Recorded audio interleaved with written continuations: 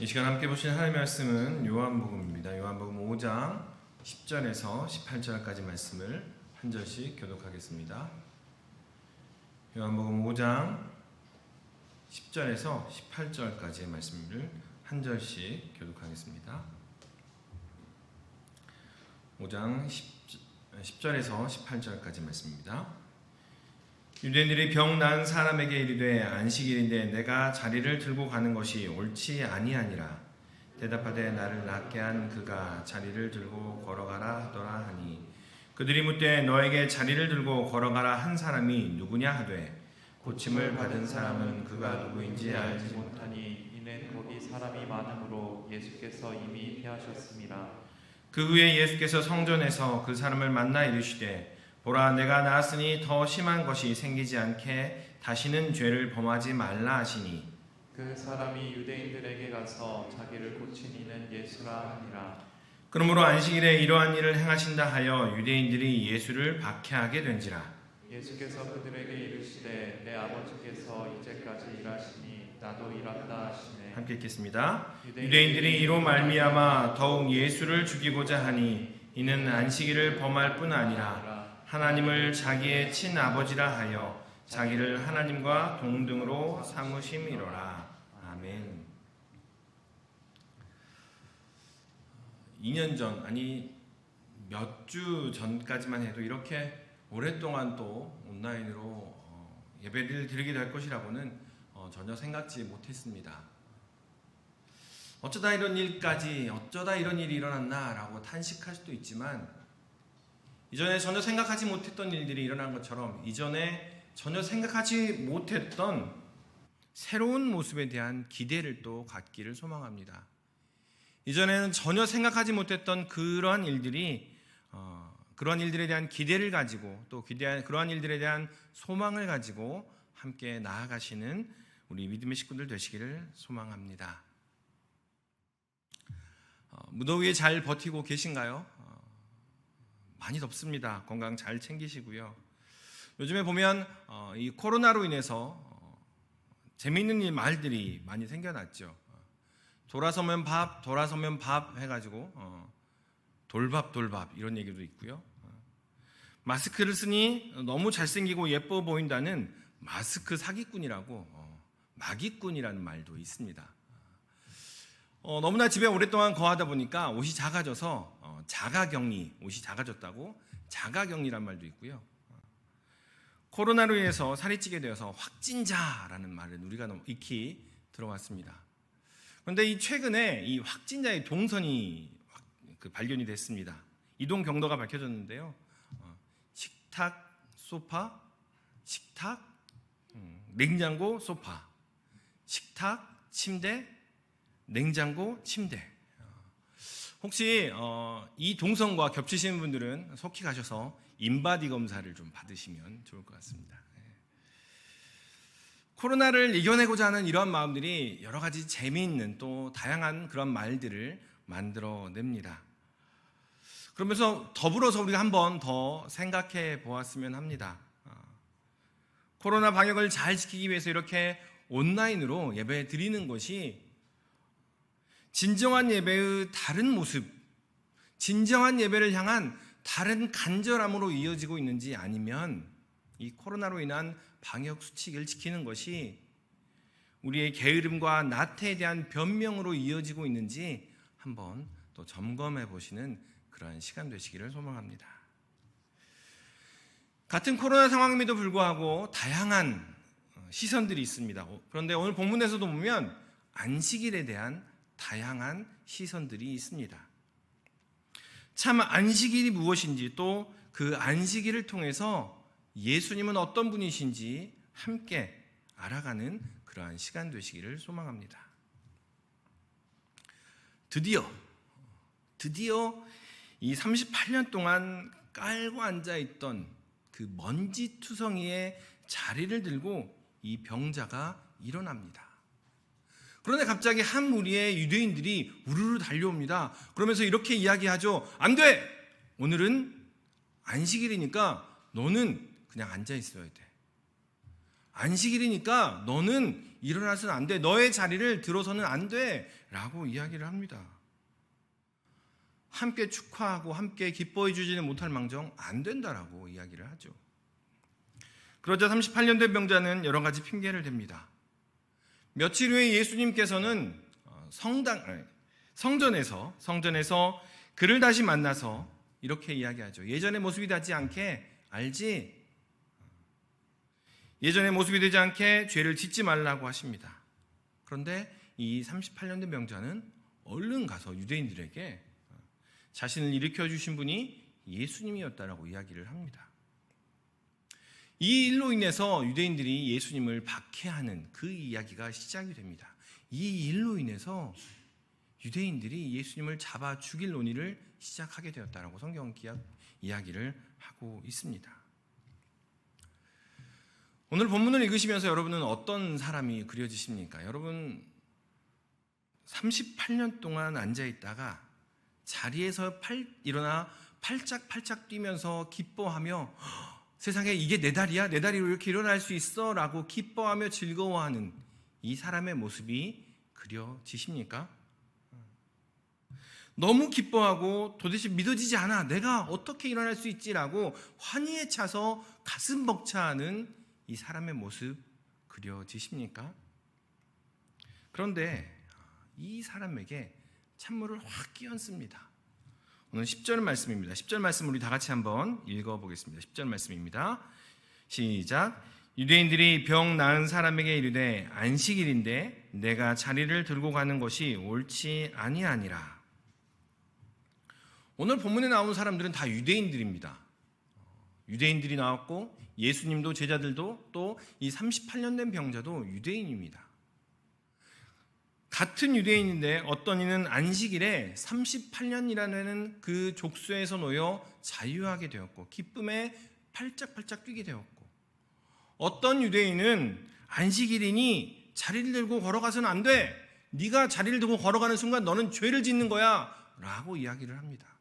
또 어떤 유대인은 너의 그 오랜 자리, 그 아픔의 자리, 고통의 자리를 들고 일어나라. 안식일이니 일어나라 라고 이야기를 합니다. 바리새인이나 서기관이 아니라 다른 유대인들이 안 된다라고 이야기합니다. 하나의 코로나에도 다른 다양한 관점들이 있는 것처럼 이들은 분명 안식일에 대한 다른 가치관들을 가지고 있습니다. 그 다른 가치관의 세계 속에 살고 있는 사람들입니다. 그런데 이 안식일은 창세기에 하나님께서 엿새 동안 천지를 창조하시고 일곱째 날에 쉬신 것을 바탕으로 만들어진 날입니다. 또한 하나님께서 네 번째 계명으로 안식일을 기념하여 거룩히 지키라 라고 말씀하셨습니다. 이 안식일의 의미가 계속해서 발전해 가는데, 하나님께서 쉬셨으니 하나님의 사람들인 너희도 쉬어야 한다라는 것을 말해주고 있는 내용입니다. 하루하루의 양식이 우리의 수고로 인한 것이 아니라 만나와 메추라기처럼 하늘에서 내려주시는 것임을 알고 그 무엇을 먹을까 무엇을 마실까 염려하지 말고 안식하라 라고 안식일을 주셨습니다. 쉼없이 돌아가는 생산과 번영의 그 수레바퀴를 잠깐 멈춰서서 그 수레바퀴를 멈추라고 우리에게 안식일을 주셨습니다. 이방 민족과 죄인들까지도 포용하라고 안식일을 우리에게 허락하셨습니다. 하나님께서는 우리에게 이렇게 아름답고 놀라운 이유로 안식일을 주셨습니다.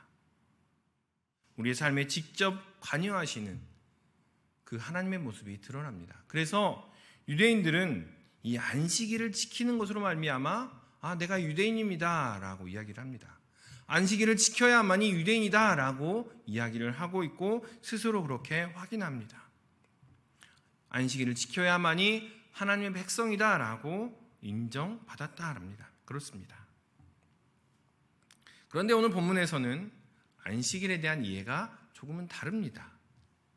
먼저 10절에 보면 이렇게 시작을 합니다. 유대인들이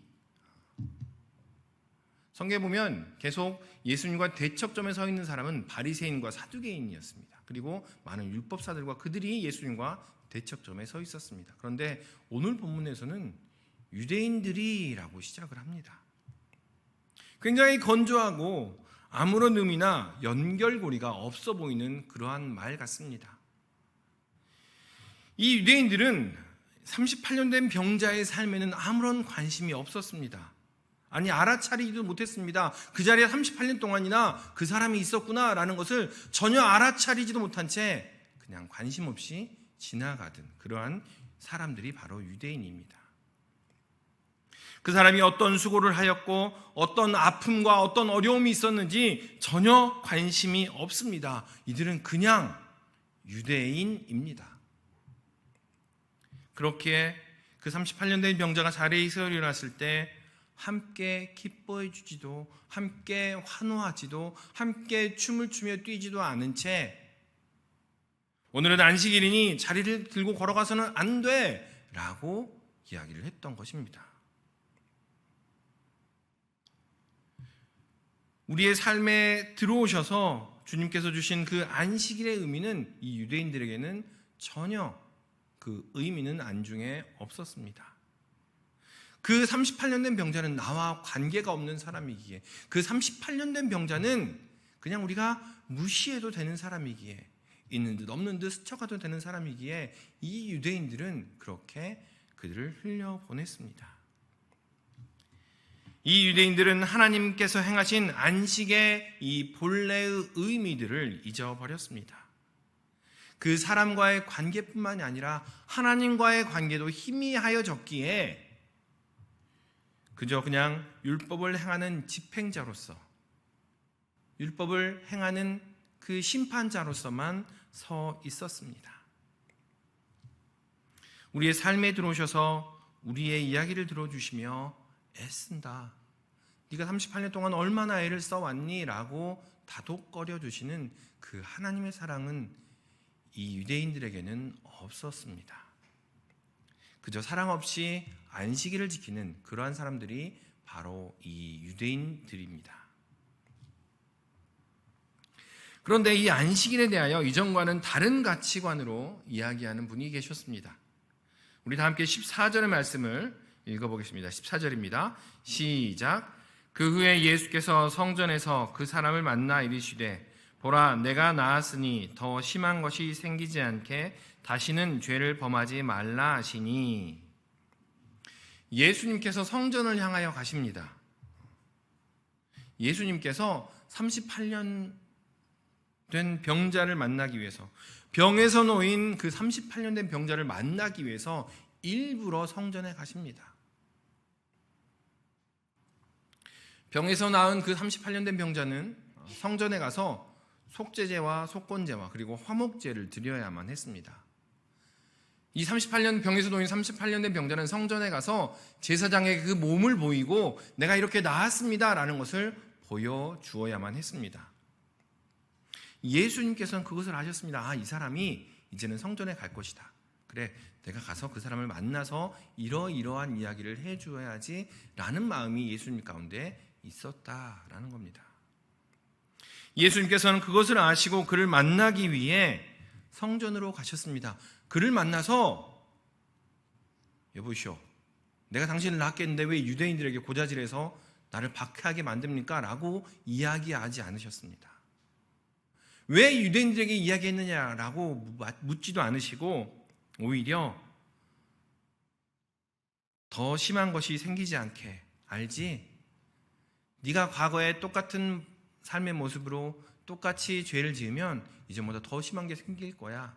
알고 있지? 라고 따뜻하게 그를 만나 주셔서 말씀해 주십니다. 그냥 고쳐주시고 가셔도 누구 하나 뭐라고 하지 않을 텐데 예수님께서는 다시 성전에 가셔서 그를 찾으시고 만나 주셔서 앞으로 어떻게 해야 될지도 말씀해 주십니다. 예수님께서는 이 사람을 그저 여러 유대인들 중에 한 사람으로 만나신 것이 아닙니다. 내 자리를 들고 걸어가라 하신 순간 예수님께서는 이 38년 된 병자와 관계를 맺으셨고 그를 하나님의 백성으로 삼으셨다라는 겁니다. 유대인들은 그냥 스쳐 지나갔지만 예수님께서는 이 사람의 이야기를 들으시고 그 사람의 중심을 보시며 그 사람의 아픔을 어루만져 주셨습니다.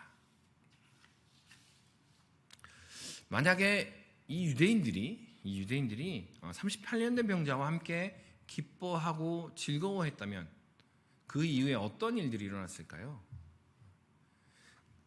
그 연못 주변의 많은 이들을 더 고치고 또 더 역사가 그 안에 일어났을 것입니다. 하나님께서 우리에게 안식일을 주신 것, 하나님께서 우리에게 이 신림교회를 허락하시고 하나님께서 우리에게 말씀을 주신 것은 함께 즐거워하며 함께 기뻐하기 위함이었다는 겁니다. 함께 관계를 맺어가고 그들의 이야기를 들어가며 그 이야기 속에서 얼마나 아픈지 얼마나 속상한지 그것들을 알아차리라고 우리에게 안식일과 또 우리 신림교회와 말씀을 허락하신 것입니다. 이 세대는 혼자 하고 또 혼자 있어야 하는 상황들이 참 많습니다. 코로나 또 더불어서 사단계로 인해서 6시 이후에는 두 사람조차도 함께 하지 못하는 어려운 그러한 상황 가운데 있습니다. 그러나 오늘 성경은 우리에게 말합니다. 함께 즐거워하고 함께 기뻐하자. 함께함이 참 쉼이며 함께함이 안식이다.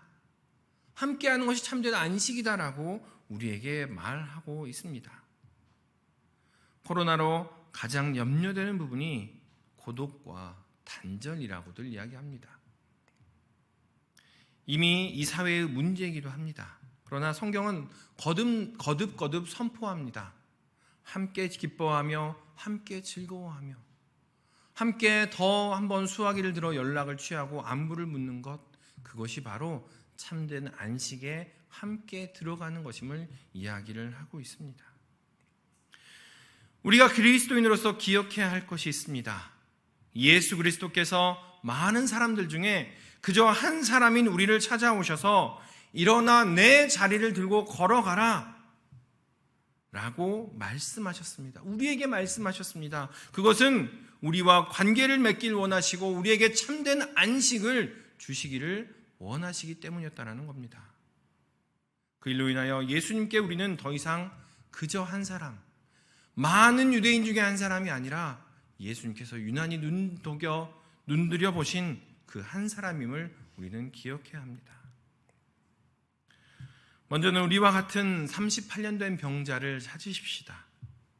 오랫동안 한 자리에 있어서 몸이 굳은 이들, 마음이 굳은 이들이 누구입니까? 오랫동안 눌려 있어 소극적으로 변화해버렸고 우울해진 이들이 누구입니까? 시간을 내어서 그들과 함께하며 그들에게 일어난 일에 함께 하십시다. 그것이 바로 안식일의 참된 의미이며 참된 안식일의 할 일임을 기억하셨으면 좋겠습니다. 그렇게 할 때 자리를 들고 걸어가라 라고 말씀하시는 하나님의 역사가 우리 가운데 일어날 것입니다. 그때 우리를 통하여 관계가 맺어지고 하나님의 참 안식이 그들에게까지 전해질 것입니다.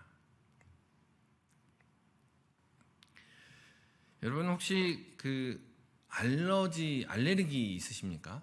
대부분 사람마다 한두 가지의 알레르기가 있다고 합니다. 어떤 것에 알레르기가 있으세요? 한번 가족들 함께 예배드리시는 분들 또 한번 주변에 한번 물어보시면 좋을 것 같아요. 저는 이렇게 보시기에 잘 먹게 생겼죠. 많이 먹고 잘 먹습니다. 그렇다 보니까 되게 그 산적처럼 생기기도 했는데 알레르기도 되게 많습니다. 생긴 것과 다르게 피부가 되게 민감하고 그렇습니다. 사람들마다 여러 가지 종류의 알레르기가 갖고 있습니다. 복숭아 있는 사람도 있고요, 우유, 햇빛, 또 갑각류 알레르기도 있는 사람도 있고요. 꽃가루, 가장 많은 것이 아마 꽃가루 알러지일 겁니다. 어떤 물질이 들어왔을 때 그것이 병원체가 아님에도 불구하고 병원체로 인식해서 면역 반응을 일으키는 것, 그것이 알레르기라고 이야기를 합니다. 저희 교육자들끼리 이야기를 하다가 알레르기에 대한 그런 얘기를 했습니다. 교육자 친구 중에 한 명이 새우를 되게 맛있게 먹더라는 거예요. 새우를 되게 맛있게 먹으면서 새우가 정말 알싸하고 떡떠름해. 새우는 이런 맛으로 먹는 거구나 라고 이야기를 하더라는 겁니다. 그래서 주변 사람들이 다 새우가 알싸하다고? 새우가 떡떠름하다고?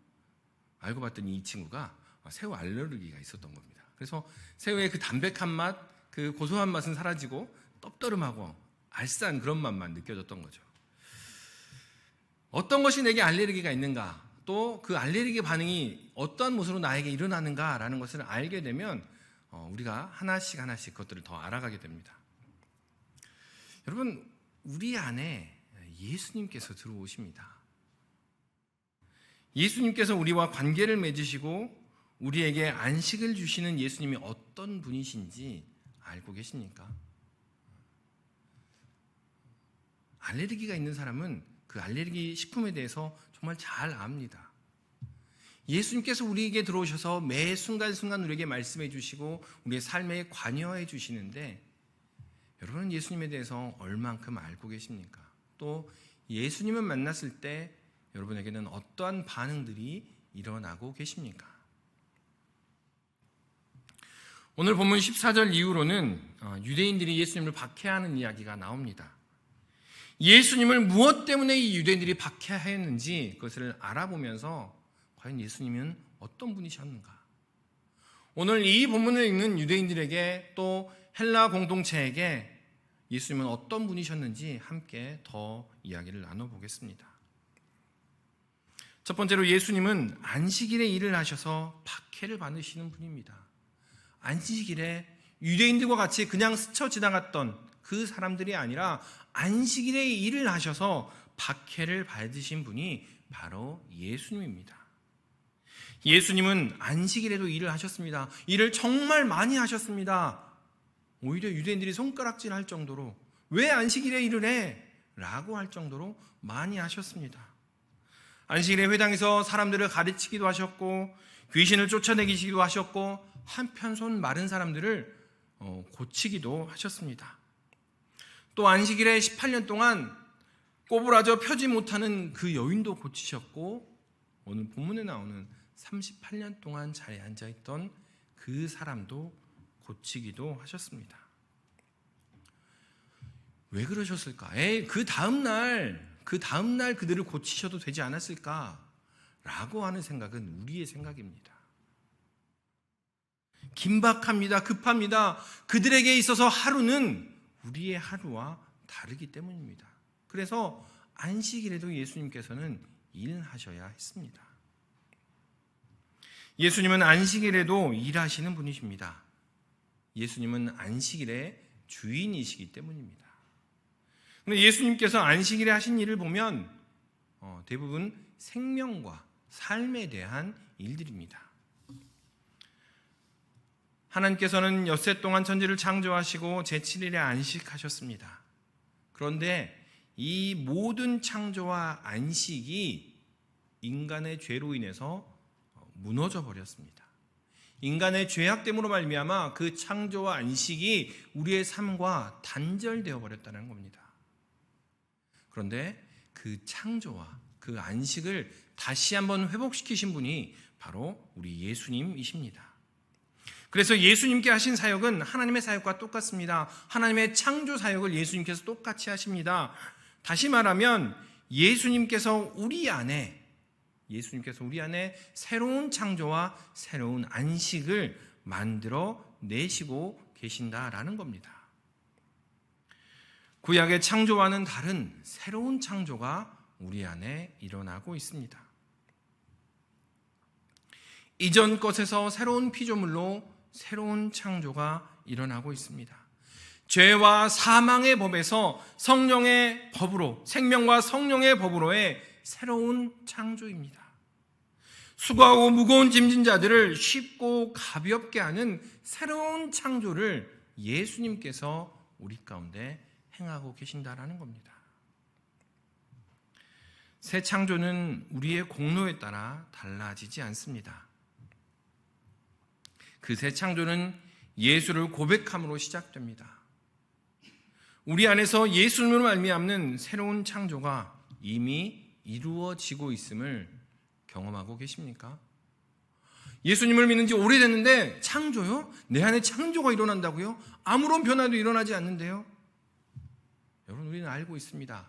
작은 복숭아 하나만 먹어도, 작은 음식 하나만 먹어도 나에게 어떠한 변화가 일어나는지. 그런데 세상의 모든 만물의 주관자 되시며 하나님이신 그분이 나에게 들어오셨는데 아무런 변화가 일어나지 않는다고요? 아무런 반응이 있지 않다고요? 우리는 한번 점검해 보아야 합니다. 예수님께서 우리에게 들어오셔서 안식일임에도 불구하고 행하시는 그 사건은 새로운 창조와 새로운 안식을 우리 안에서 행하고 계신다라는 겁니다. 하나님께서는 예수님으로 말미암는 새로운 창조가 우리 안에 있기를 소망하고 계십니다. 하나님께서는 우리를 통하여 그 새 창조를 이 세상에 드러내기를 원하고 바라고 기대하고 계십니다. 지푸라기와 진흙으로 벽돌을 만들며 배급으로 하루하루 연명하는 애굽에 여전히 머물기를 원하십니까? 아니면 하나님의 인도하심으로 하나님의 새로운 창조로 말미암아 주시는 그 약속의 땅에 머물기를 원하십니까?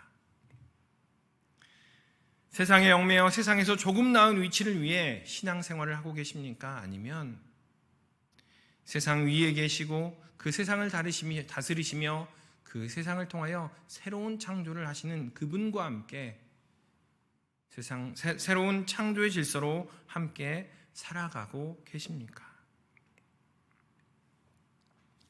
새로운 질서와 세상에 대해서 이야기할 때마다 저는 그 마틴 루터킹 주니어 목사님의 설교를 반복해서 읽곤 합니다.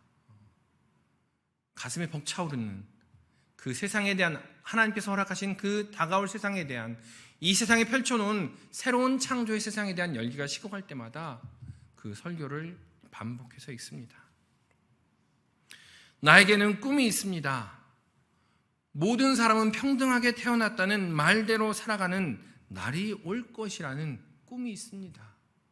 나에게는 꿈이 있습니다. 한국 사회의 양극단의 계층들이 형제 사랑의 식탁에 함께 앉아 함께 사랑의 교제를 나눌 것에 대한 꿈이 있습니다. 나에게는 꿈이 있습니다.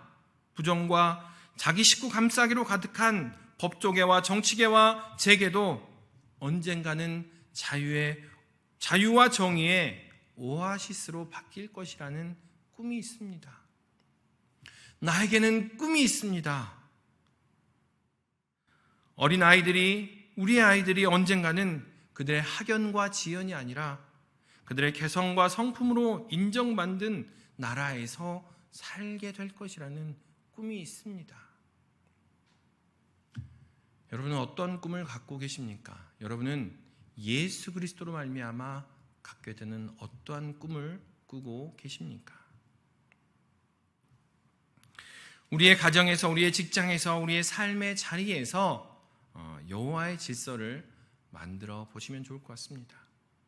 함께 지역사회를 선한 가치로 만들어가고 섬김이 필요한 사람들을 찾아 그들을 섬기는 것, 이전에 없던 것들을 새롭게 만들어내고 작은 것이든 주님의 이름으로 실천하는 것, 그것이 하나님께서 우리에게 부탁하신 새로운 창조임을 기억하시면 좋겠습니다. 두 번째로, 예수님은 야훼 하나님을 자신의 친아버지라 하여 박해를 받으신 분이십니다. 예수님은 하나님의 유일한 오직 한 아들입니다. 예수님은 하나님이십니다. 하나님께서 일하셨으니 예수님께서도 일하십니다. 예수님께서 일하셨으니 우리도 함께 일하십시다. 예수님께서 하신 일은 생명을 살리는 일이었습니다. 하나님께서 과거에 계속, 하나님께서도 이제까지 하신 일도 생명을 살리는 일을 계속해 오셨습니다. 우리도 생명을 살리는 일을 하십시다. 우리가 생명을 살리는 일은, 사역의 근거는 하나님입니다. 우리가 생명을 살리는 일을 해야 됩니다. 왜냐? 하나님께서 그 일을 하셨고 예수님께서도 그 일을 하셨기 때문입니다. 아버지 하나님에서 예수님을 통하여 12제자 그리고 사도 바울 그리고 우리까지 이어지는 그 하나님의 사랑을 사도성이라고 이야기합니다. 우리가 생명을 살리는 일을 할 때, 우리가 사람을 구원하며 하나님께서 행하시는 일, 예수님께서 행하셨던 그 일들을 행할 때 우리가 12제자가 되고 우리가 사도와 같은 보냄을 받은 사도와 같은 존재라는 이야기를 하고 계시는 것입니다. 하나님께서는 당신의 사람들을 보내셨고 예수님께서는 제자들과 사도들을 또한 보내셨습니다. 사도는 보냄을 받은 자들입니다. 창세기에서는 하나님께서는 아브라함을 보내셨고요. 출애굽기에서는 이스라엘 백성들을 보내셨습니다. 그리고 열왕기에서도 보면 북이스라엘과 남유다 역시도 포로로 그들을 보내셨습니다. 계속해서 보내고 돌아오고 보내고 돌아오는 일, 그 일들이 구약에 보내는 일들입니다. 구약의 사도와 같은 그러한 일들입니다. 이것이 구약의 보내심입니다. 그렇다면 예수님께서는 이제 생명을 살리는 일을 하기 위해서 각자의 삶으로 들어가십니다. 보냈던 사람들이 들어오고 예수님께서는 이제 그들의 삶 가운데 들어가셔서 그들의 삶에서 선한 창조, 새로운 창조의 일들을 행하신다라는 것입니다. 예수님께서는 이방 땅에 들어가셨습니다. 예수님께서는 사마리아 땅에 들어가셨습니다. 갈릴리에도 들어가셨고 예루살렘에도 들어가셨고 죽음의 자리까지도 예수님께서는 들어가셨습니다. 그곳에서 생명을 전하셨습니다. 왜냐? 하나님 아버지께서 하셨던 일들이었기 때문입니다. 그리고 예수님께서도 그 일들을 하고 계시고 그 일들을 너희도 함께 우리도 함께 해보지 않을래? 라고 우리에게 권면하고 계십니다. 하나님께서는 우리를 부르셔서 이 광야를 통해 훈련하고 계십니다. 그러니 이제는 우리는 들어가야 합니다. 우상이 가득한 갈대아 우르로 들어가십시다. 착취와 억압이 풍요로움으로 가린 애굽 땅으로, 바벨론 땅으로 들어가셔서 함께 생명을 증거하고 생명을 선포하십시다. 그것이 하나님께서 우리에게 부탁하신 일이며 하나님께서 행하신 일입니다. 예수님께서 그곳에 들어가셨으니 우리도 들어가십시다. 들어가셔서 생명을 선포하고 생명을 살리십시다. 그 일을 하나님께서는 예수님을 통해 우리에게 부탁하셨습니다. 그 일이 바로 우리 아버지의 일입니다. 사랑하는 우리 신림의 식구들 여러분, 우리 그리스도인이라는 사람들은 현실에 굳게 발을 딛고 서 있으면서도 이미 우리 가운데 있는 하나님의 나라를 살아가는 사람들입니다. 그 하나님의 나라를 보며 그 하나님의 나라를 기대하며 그 하나님의 나라 안에서 그 가치관으로 살아가는 사람들입니다. 단지 이 현실에 적응하려고, 단지 이 현실에 내가 처한 상황을 조금 더 낫게 하기 위해서 신앙을 갖는 것이라면 우리 신앙은 여느 자기계발서적의 끄적거림과 다를 바가 없을 것입니다. 예수님께서는 수많은 사람 중 한 사람, 38년 된 병자를 만나셔서 관계를 맺으시고 그 사람을 안식하게 하셨습니다.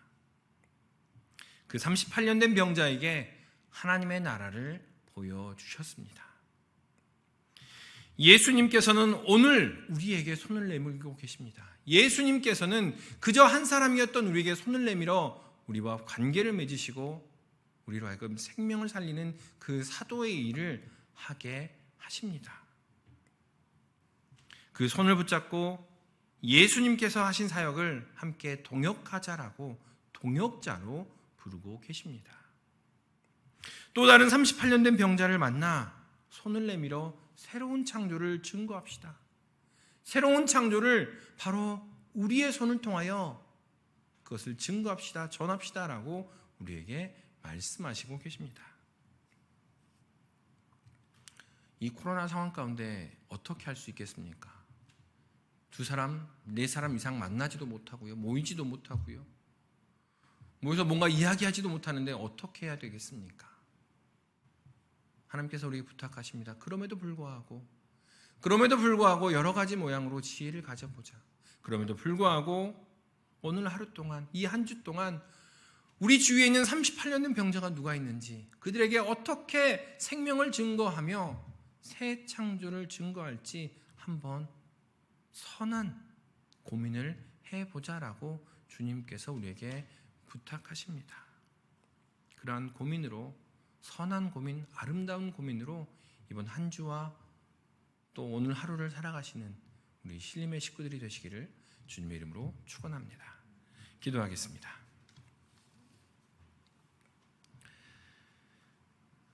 사랑과 충만하신 아버지 하나님, 주님께서 우리에게 안식을 주셨습니다. 그런데 그 안식을 어떠한 모습으로 우리 가운데 행하고 있습니까? 행여나 안식이라고 이야기하면서 여전히 바쁜 일을 하며 세상 일을 하고 있지는 않습니까? 세상의 가치관에 쫓겨 안절부절하며 그렇게 지내고 있지는 않습니까? 주님, 예수님으로 말미암는 참 안식과 참 새로운 창조가 우리 안에 일어나게 하여 주시옵소서. 그리하여 우리 손으로 또 다른 38년 된 병자를 일으키며 또 다른 아파하며 힘들어한 이들의 그 마음을 어루만지는 그러한 일들이 우리의 손을 통하여 드러날 수 있도록 인도하여 주시옵소서. 감사드리며 이 모든 말씀 예수님의 이름으로 기도하옵나이다. 아멘.